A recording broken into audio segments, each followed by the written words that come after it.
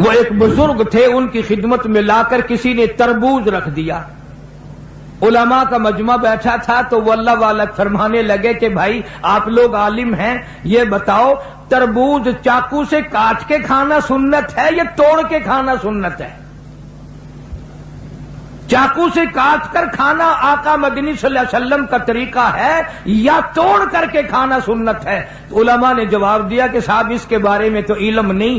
تو جو لایا تھا فرمانے لگے اسے واپس لے جا، اگر توڑ کے کھاؤں اور سنت ہو کاٹ کے کھانا تو خلاف ہو جائے گا، اگر کاٹ کے کھاؤں اور سنت ہو توڑ کے کھانا تو خلاف ہو جائے گا. بہتر یہ ہے کہ نہ ہی کھانا اچھا ہے.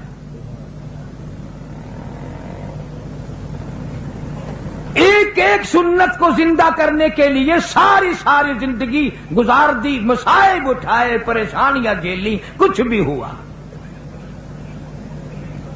اس امت کا تقریباً بہت بڑا ولی، اس زمانے کے ولی کی بات کروں جو حضور اکرم صلی اللہ علیہ وسلم کے زمانے میں ولی تھا، خواجہ ویس قرنی سب کہہ دو رحمت اللہ علیہ. مدینہ پاک میں سرکار مدینہ صلی اللہ علیہ وسلم کی زیارت کے لیے حاضر ہوا. اتفاق سے آپ تشریف نہیں رکھتے تھے مدینے میں، تو صحابہ کرام نے بتایا کہ آپ ٹھہر جائیں، 1-2 روز میں سرکار تشریف لے آئیں گے. خواجہ ویس قرنی فرمانے لگے کہ نہیں، میں ٹھہر نہیں سکتا، مجبور ہوں، واپس جا رہا ہوں.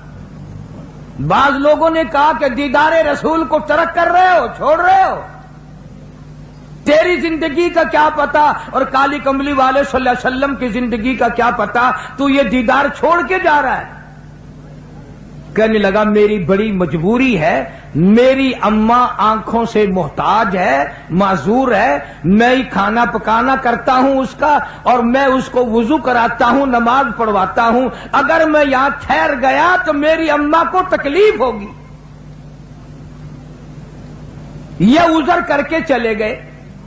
سرکار دو عالم صلی اللہ علیہ وسلم تشریف لائے. صحابہ کرام نے بتایا کہ اویس قرنی آئے تھے اور یہ عذر کر کے چلے گئے اور یہ بتا کے گئے کہ میری اماں کی مجبوری ہے اس لیے واپس جا رہا ہوں. تو آپ نے یہ نہیں فرمایا بڑا بدقسمت نکلا، میری زیارت کر کے جاتا، میرا دیدار کر کے جاتا. فاروق اعظم رضی اللہ تعالی عنہ کا ہاتھ پکڑ کے فرمایا اے فاروق، جب تیری اویس قرنی سے ملاقات ہو میری امت کے لیے بخشش کی دعا کرانا.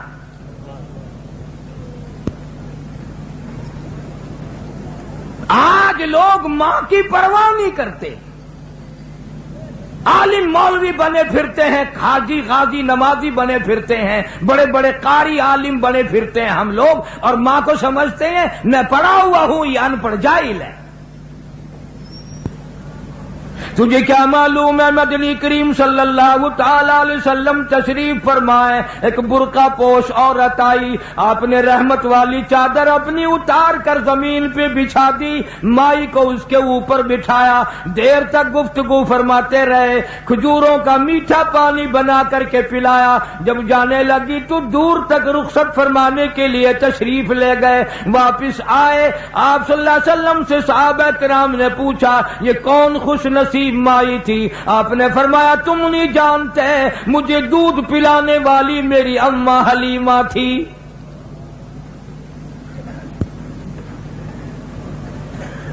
ارشاد فرمایا مدنی کریم صلی اللہ تعالی علیہ وسلم نے جو آدمی اپنی بوڑھی اماں کو دیکھ کر خوش ہوتا ہے، میں اس کے پیٹ سے پیدا ہوا، اس کی گود میں پلا، اس نے مجھے منہ میں سے نکال کر میرے منہ میں دیا، اس نے میری بڑی ساری زندگی خدمت کی، آج بھی میرے لیے دعائیں کرتی ہے. حضور اکرم صلی اللہ علیہ وسلم نے فرمایا اس کے نام اعمال میں ایک حج کا ثواب لکھ دیا جاتا ہے.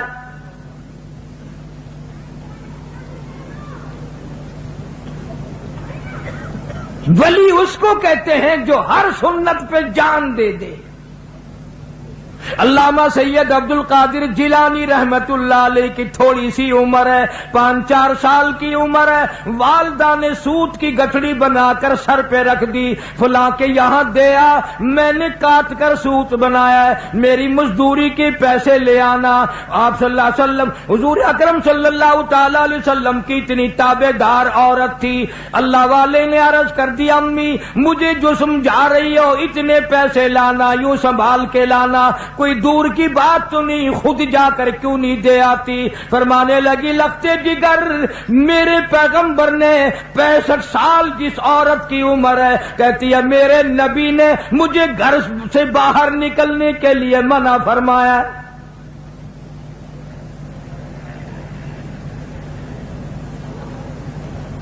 ہندوستان کے لوگ اکثر جانتے ہیں شہر پانی پت میں بولی شاہ قلندر رحمت اللہ علیہ کا مزار ہے، شاہ فخر الدین رحمت اللہ علیہ ان کے والد کا نام ہے۔ تو جب یہ پیدا ہوئے اتنے روئے اتنے روئے اتنے روئے کہ ناک میں دم کر دیا ماں باپ کے۔ ان کے والد ایک بزرگ کو لائے کہیں سے تلاش کر کے کہ صاحب اللہ نے بچہ دیا ہے، مگر وہ چپ ہی نہیں کرتا، اتنا روتا ہے کہ ہم پریشان ہیں۔ وہ اللہ والے آئے اور ذرا سا بچے کے اس کان کو منہ لگایا، ذرا سا اس کان کو منہ لگایا، بچہ خاموش ہو گیا۔ تو بولی شاہ قلندر رحمت اللہ علیہ کے والد نے کہا حضرت آپ نے جو کچھ پڑھا ہے مجھے بھی بتا دو، یہ پھر رونے لگ گیا تو میں آپ کو کہاں تلاش کرتا پھروں گا؟ کیا عجیب بات کہی اس اللہ والے نے۔ کہنے لگا فخر الدین تجھے معلوم ہے اس بچے کی والدہ قرآن کریم کی حافظ ہے، حافظ جمال بی بی ہے، رات دن میں اس بچے کو پیٹ میں لے کر ایک ختم قرآن کا روزانہ کیا کرتی تھی، روزانہ قرآن پڑھا کرتی تھی۔ اس بچے کی روح کا قرآن کا جوڑ جڑ گیا، تعلق پیدا ہو گیا۔ جب یہ پیدا ہوا اماں زچگی میں پڑ گئی، ناپاک ہو گئی، اس نے قرآن چھوڑ دیا، آدھی کی عادت ٹوٹی، ناشی کا نشہ ٹوٹا، بچہ روئے نہ تو کیا کرے؟ میں نے اس کان میں ایک آیت پڑھی، ایک آیت اس کان میں پڑھی، بچے کو غذا مل گئی، بچہ خاموش ہو گیا۔ پشاور کے مسلمانوں جب عورتیں گود میں بچے کو لے کر قرآن پڑھ پڑھ کر دودھ پلایا کرتی تھی، اس عورت کی گود سے علامہ سید عبد القادر جیلانی آیا۔ جب عورت قرآن پڑھ پڑھ کر اپنے بچے کو دودھ پلایا کرتی تھی، اس کی گود سے خواجہ قطب الدین بختیار کاکی آیا۔ جب یہ قرآن رات دن میں ایک ختم کیا کرتی تھی، اس کی گود سے بولی شاہ قلندر پیدا ہوا، اس کی گود سے علی احمد حجویری پیدا ہوا، اس کی گود سے مولانا احمد علی لاہوری پیدا ہوا، اس کی گود سے عطا اللہ شاہ بخاری پیدا ہوا۔ آج کی عورت VCR کے سامنے بیٹھ کر بچے کو دودھ پلاتی ہے۔ یاد رکھو بدماش آئیں گے، گنڈے آئیں گے، ولی نہیں آئیں گے۔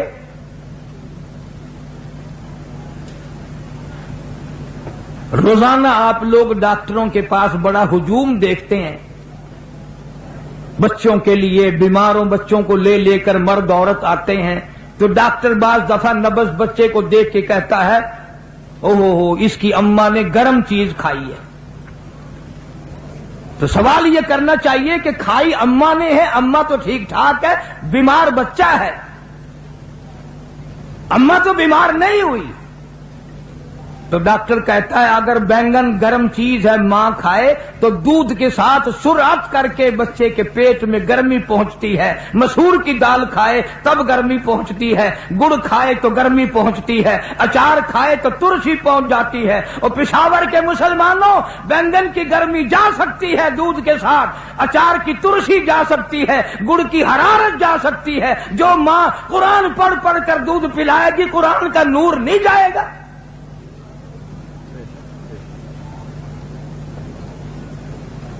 کیا وجہ تھی کہ اس زمین پہ اللہ کی سرزمین پہ ایک ایک ایسا اللہ والا آیا کہ ناخون بھی سنت کے خلاف نہیں کٹوائے؟ آج ہم مسلمان ہیں، نبی کے عاشق بنے پھرتے ہیں، شکل ہماری خلاف ہے، لباس ہمارا خلاف ہے، طرز زندگی ہمارا خلاف ہے، ساری چیزیں الگ ہیں، نام ان کا، کام اپنے ہیں۔ اسی لیے قرآن کریم کہتا فَأَخَذَتْكُمُ الصَّاعِقَةُ وَأَنْتُمْ تَنْظُرُونَ، جبریل امین نے چیخ ماری، ساری قوم کے جگر پھٹ گئے۔ بدکاری نہ کرو، چوری نہ کرو، ڈاکے نہ مارو، ہیرا پھیری نہ کرو، ورنہ خدا کہتا ہے میں اتنا بڑا بے نیاز ہوں۔ ایک بڑی طاقتور قوم تھی، بڑی قد و قامت کی مالک تھی، بڑے بڑے خوبصورت تھے، بڑے بڑے جوان لوگ تھے، بڑی بڑی خوبصورت عورتیں تھیں۔ شام کو آدمی سوئے، شام کو حسینہ سوئی۔ قرآن کہتا ہے وَلَقَدْ عَلِمْتُمُ الَّذِينَ اعْتَدَوْا مِنْكُمْ فِي السَّبْتِ فَقُلْنَا لَهُمْ كُونُوا قِرَدَةً خَاسِئِينَ۔ شام کو آدمی سوئے، صبح کو اٹھے، سارے کے سارے کتے بندر سور بن گئے۔ جو خدا ماں کے پیٹ میں ہزاروں نہیں لاکھوں کروڑوں شکلیں بناتا ہے، صورت بناتا ہے، تو وہ باہر بگاڑنے پہ بھی قادر ہے۔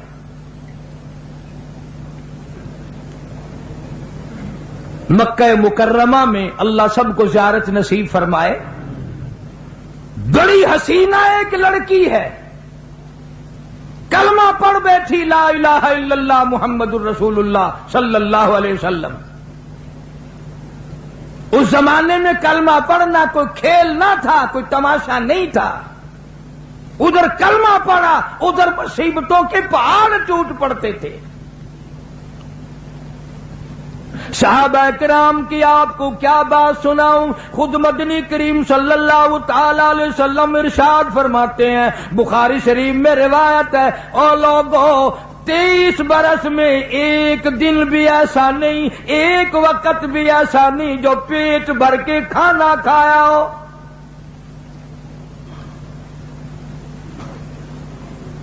مدینہ پاک ہے، اللہ پاک سب کو زیارت نصیب فرمائے۔ مسجد نبوی میں دوپہر کے وقت جناب ابو بکر صدیق رضی اللہ تعالیٰ عنہ بیٹھے ہیں، فاروق اعظم آ گئے، پوچھا ابھی تو نماز کو بہت دیر ہے، یہاں کیسے بیٹھ گئے؟ اندازہ لگا مکے کا سب سے بڑا تاجر، اتنا دولت مند، یار کے دین پہ سارا مال اڑا دیا، ختم کر دیا۔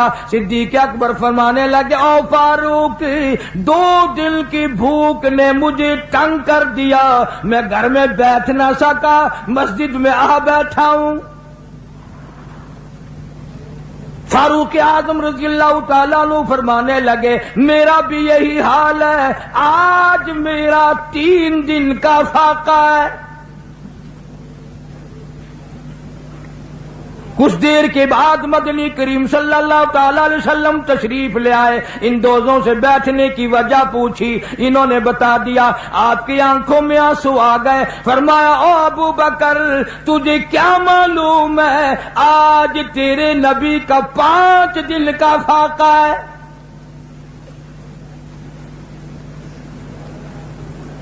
ابو ایوب انصاری رضی اللہ تعالیٰ عنہ کے مکان پہ تینوں حضرات تشریف لے گئے، وہاں جا کے پتہ چلا کہ وہ مکان پہ نہیں ہے۔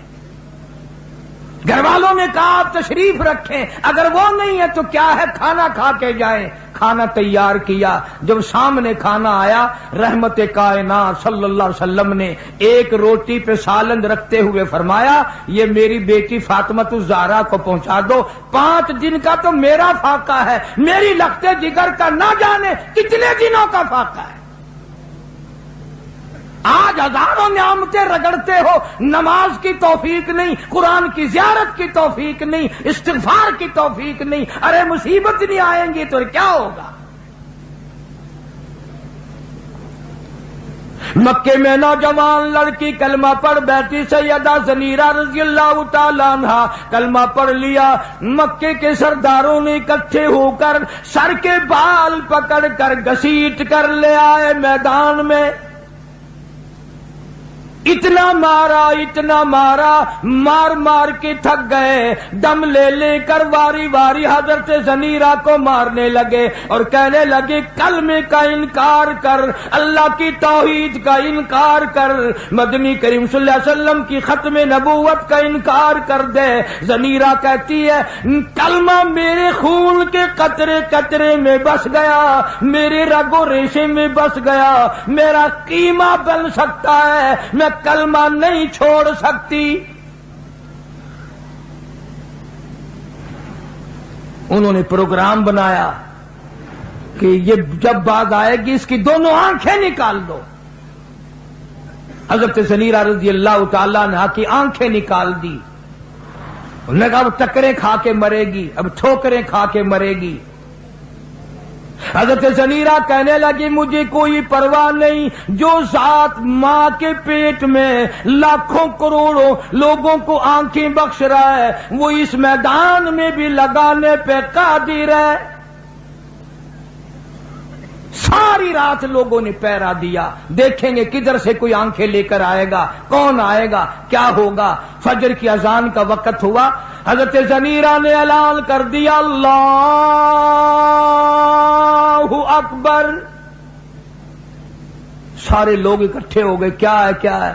کہنے لگی پہلی آنکھوں سے فرلانگوں کے حساب سے نظر آتا تھا، اب جو میرے اللہ نے آنکھیں بخشی ہیں کیسر و کسرا کے محل دیکھ رہی ہوں۔ زنیرہ تجھے یہ آنکھیں کہاں سے ملی؟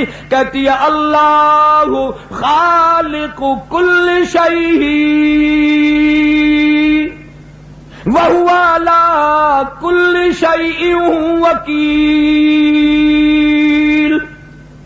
اس اللہ کی ذات نے دی ہے، وہی میرا کارساز ہے، وہی میرا پالنہار ہے، وہی میرے رگ و ریشوں کا مالک ہے۔ جب تک اس نے مجھے سلامت رکھا ہوا ہے مجھے کوئی نہیں ختم کر سکتا۔ اکابرین علماء نے اتنی قدر کی علماء کی کہ حد کر دی۔ مولانا محمد قاسم نانوتوی رحمت اللہ علیہ نے اعلان کیا کہ دارالعلوم دیوبند کی بنیاد ایسے آدمی کے ہاتھ سے رکھواؤں گا جس کے دل سے کبیرہ گناہ تو گیا کبھی صغیرہ کا بھی گزر نہیں ہوا۔ اور صبح مولانا منع شاہ رحمت اللہ علیہ کو پکڑ کے لائے، ان سے پہلی اینٹ رکھوائی، اور اس زمانے میں میاں منع شاہ نے 1 روپیہ چندہ دیا۔ دارالعلوم دیوبند والوں کو اولیاء کرام کی اتنی قدر ہے وہ روپیہ آج تک دیوبند کے خزانے میں موجود ہے۔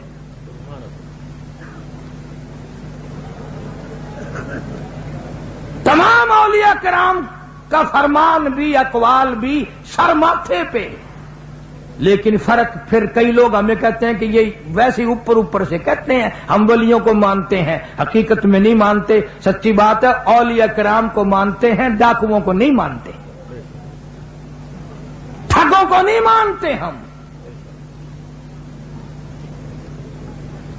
ہمارے سامنے قطب عالم حضرت مولانا احمد علی صاحب لاہوری سب کہہ دو رحمت اللہ علیہ،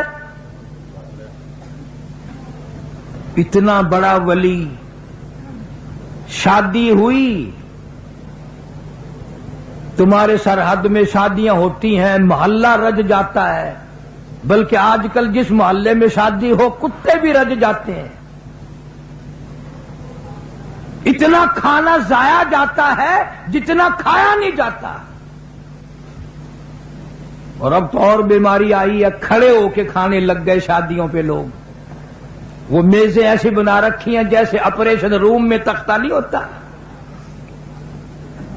کبھی ادھر دوڑ گئے کبھی ادھر دوڑ گئے۔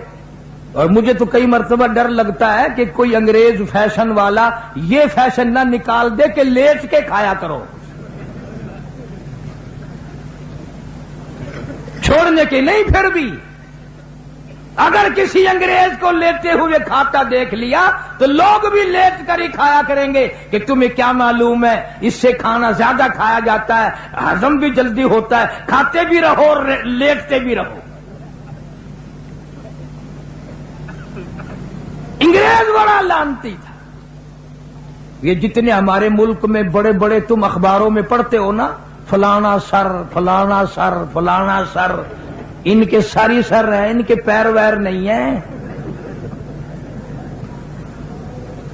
انگریز کی منڈی میں القاب سستے نہیں تھے۔ جو قرآن سے غداری کرتا تھا، جو قوم اور ملک سے غداری کرتا تھا، اس کو القاب ملا کرتے تھے۔